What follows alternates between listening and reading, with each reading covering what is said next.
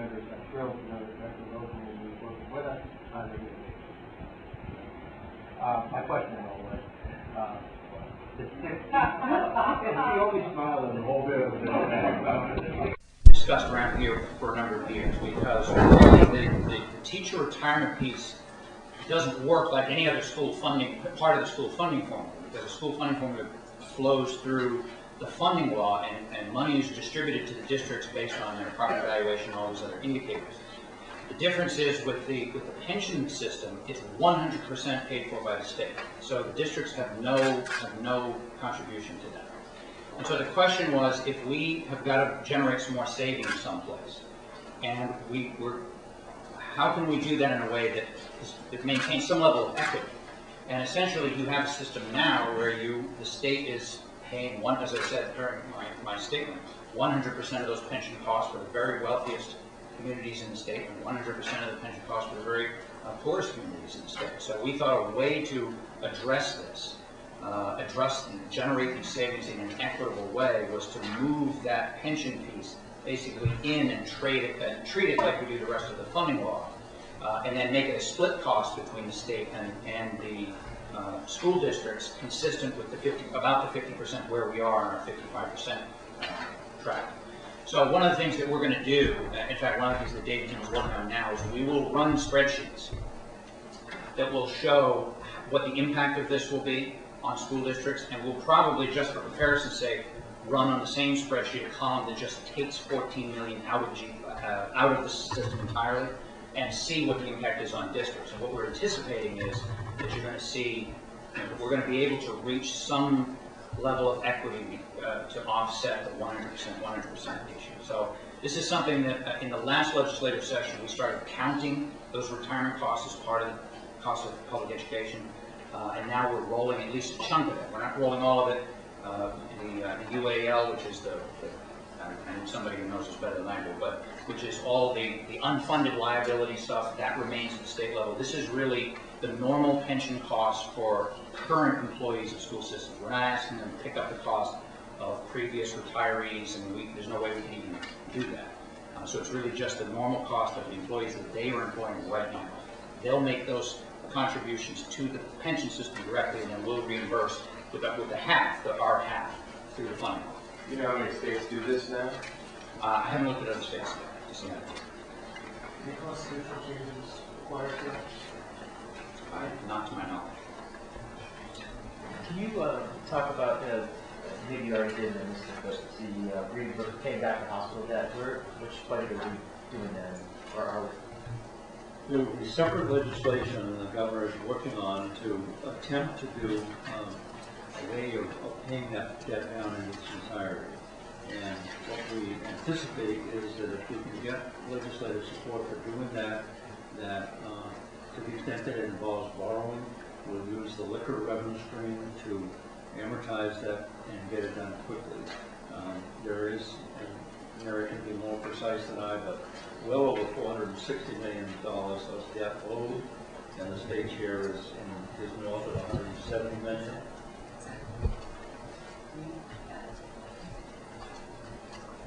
What's the liquor contract worth again on an annual basis? Depending on whether we do any cost sharing with the agency stores, like improving the discount rate and how much we apply toward the marketing side of the aisle, it could be in the high 20s per year.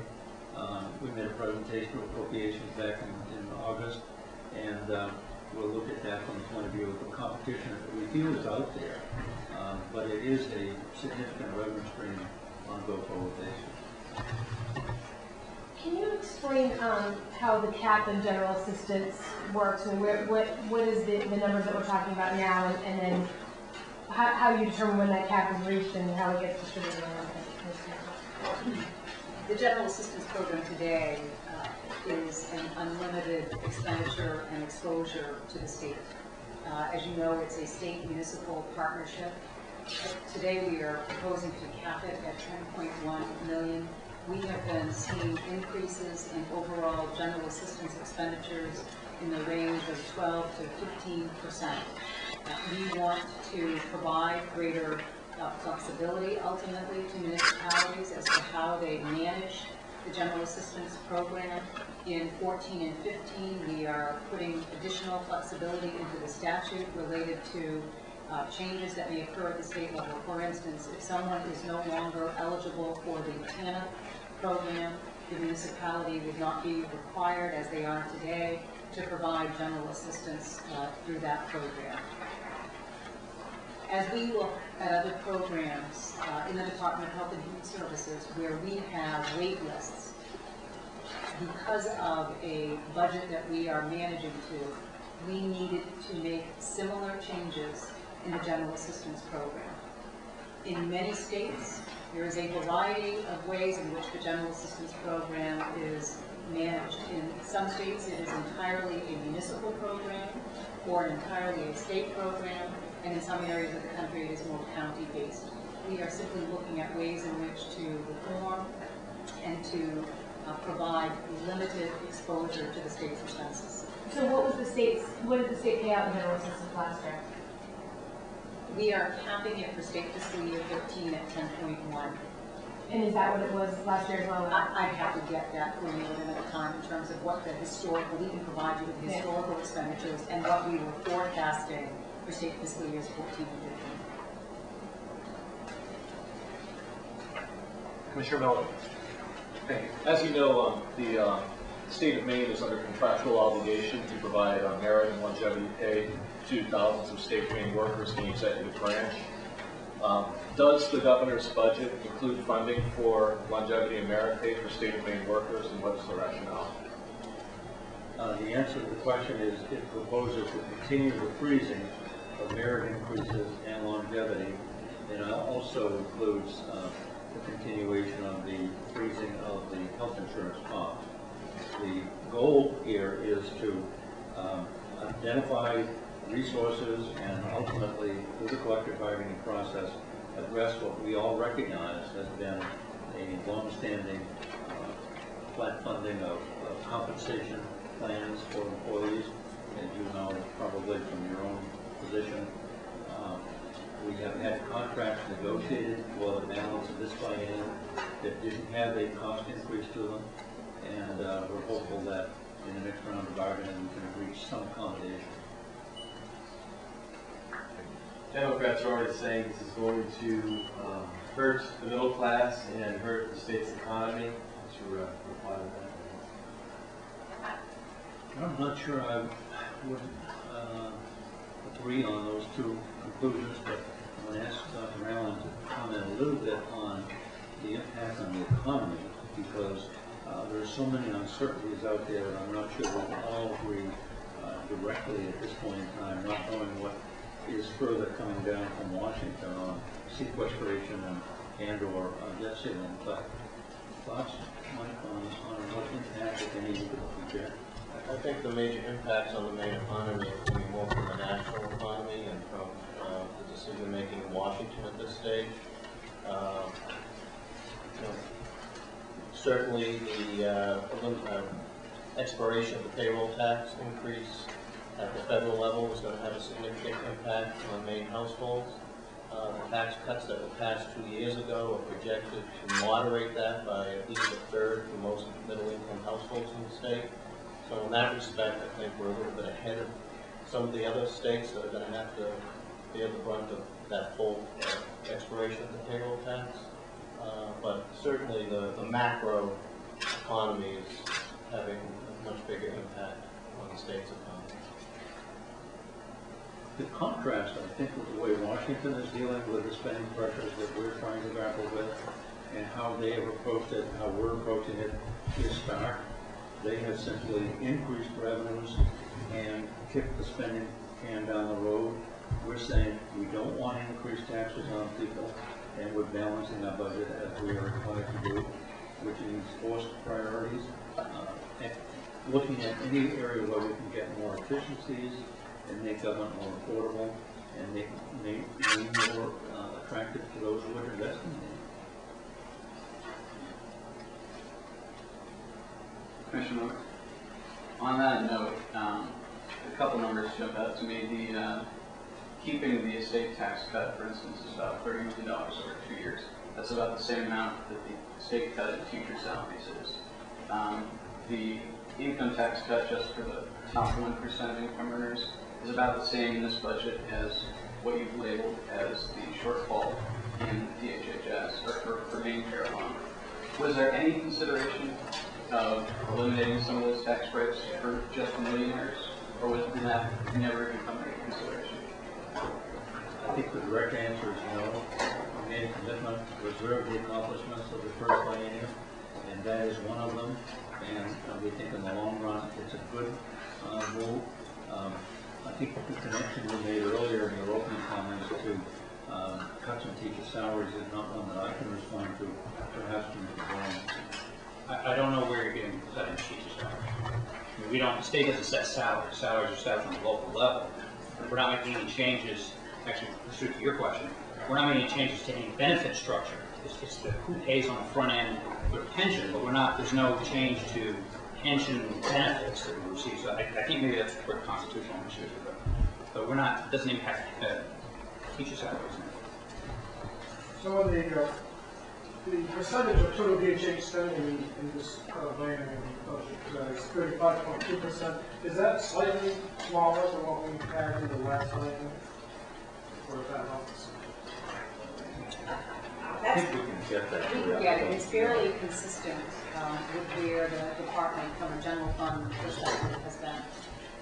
So, and to the extent that the administration had hoped to reduce the number of seniors obtaining Medicaid benefits, this budget has not really made much of an impact. I want to differentiate between the number of individuals receiving benefits versus the total cost. As a reminder, 20% of those on main care account for 87% of our spending. 5% of those on main care account for 55% of our overall spending. I also want to point out that even though we came in with a significant request that accounted for, as I said, what we continue to believe is a structural gap as we are trying to rebuild from the lost federal funds, to account honestly for the growth associated with the cost of caring for members in the main care program, we still are looking at spending less on the general fund side in all 3 years as we compare that to what was spent in state fiscal year 12.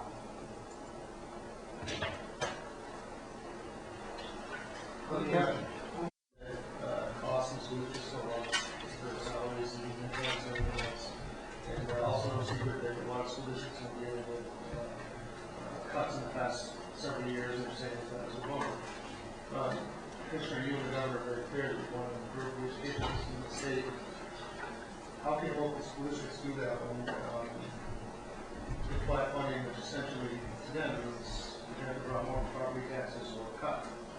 Well, I think what we're trying to do is a blend of things here. I mean, frankly, I consider ourselves lucky that we're able to flat fund, given all the rest of the challenges you've been hearing about this afternoon, that we're able to maintain that flat funding moving forward. And we've tried to put some targeted pieces in. Keeping that in mind, we have tried to put some targeted pieces into the budget around things like improving underperforming schools. We've got the regionalization initiative money that we've kept in there as a way to at least have something to provide to districts to help support efforts that they may undertake to regionalize and consolidate. I mean, we've been talking about that for years. I don't know that we've managed to get to the point where we're generating those kinds of savings. So we've tried to put some targeted pieces in there to support those kinds of initiatives and things like teacher evaluation and educator effectiveness and standards-based diplomas. I mean, what we've tried to do is figure out where can we maximize the use of the dollars that we've got to try and support those districts. And we'll be talking with the committee, the education committee later on about some pieces we want to do internally as a department about how we can more effectively target the resources that we have to those districts that really are in need of support. So, you know, as Commissioner Miller laid out, these are unprecedented challenges that we're dealing with, and we're going to do our best to work with districts. I've got a meeting with a group of superintendents on Monday morning, first thing, to look at unfunded mandates, for instance, to talk to them and look through our statute book, find where there's places where there are additional costs. I have a meeting Tuesday with my data team about the reports that we're collecting. Are there ways that we can consolidate reporting so that we can contain some of those costs?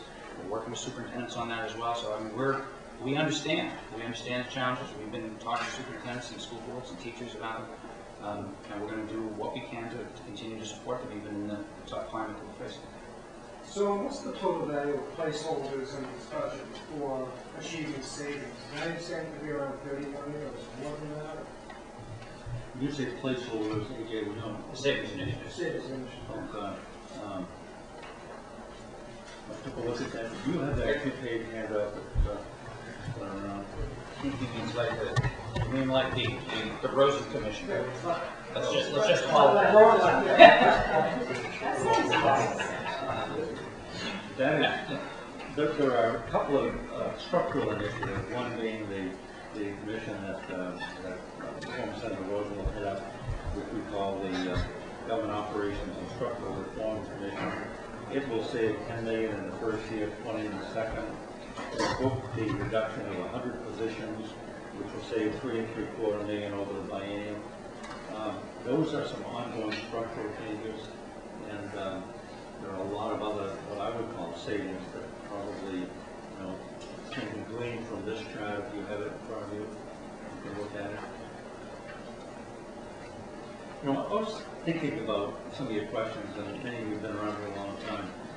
This is probably one of the more difficult budgets I've ever dealt with, and I've been here since 1968, and I remember the serious budget problems we had in 1991, 93, when I came back as a legislator in 2003, and then 2009, when we had the stimulus to turn to, and 2011, last biennial budget was not an easy one. We've had structural gaps that are significant in proportion, and this one compares to them. The difference here today is that we do not have those low-hanging fruit options or those easy-to-turn-to solutions like the ARRA stimulus money that was available in 9, or the pension reforms we could accomplish 2 years ago. And we're basically out of the easy-button issues. And we're dealing with a problem that we think and hope is at the beginning of a recovery period. I remember 91 and 93 when we were headed downward so fast we couldn't keep up with it in the recession term, driven by different conditions then than in 2003 and actually 2002 when capital gains money started depleting rapidly. We knew that 2008 and 9 were a drop in employment, heavily driven by lost jobs, and we're still in the process of recovering from them. But the big thing about this today is that you can't pull the strings together with easy button issues. You cannot swing this budget into balance without engaging some very difficult and serious concerns, and the revenue sharing deferral, the temporary deferral is one of those very difficult ones. So we know going into the winter that this is going to be a challenge, and we're committed to working with the legislature to address it in the most responsive way we can. Commissioner, maybe do you... Press comments over. You mentioned budgeted savings in the biennial, but how much in savings are in your department specifically? Well, I did see the handout. I want to make sure my math is right. Let me just walk through some of the highlights. As I said, over 400 million in requests. There is still a net need after our budget initiatives of over 270 million.